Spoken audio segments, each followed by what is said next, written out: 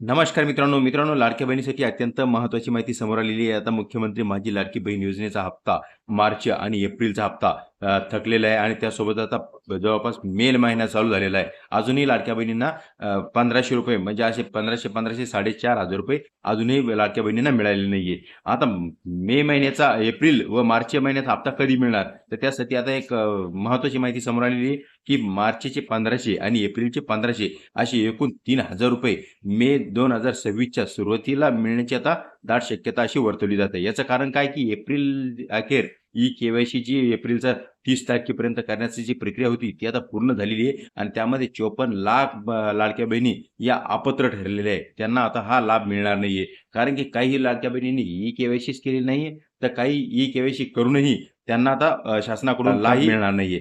पण त्यांना आता ज्या लाडक्या बहिणी पात्र आहेत, तर जवळपास त्यांना आता हे एप्रिल व मार्च व एप्रिल या दोन्ही महिन्याचे पैसे मेपर्यंत मिळण्याची शक्यता आहे आणि मेचा जो चालू हप्ता आहे तो जूनपर्यंत जाऊ शकतो, असं आता काही अधिकृत माहिती समोर आलेली आहे. आता महत्त्वाची माहिती अशी आहे, की हप्ता रक्कम मार्च आणि एप्रिल एकत्र ₹3000 मिळतात, की नुसते मार्चचेच मिळतात, हे सुद्धा आता पाहणं उत्सुकतेचं असणार आहे.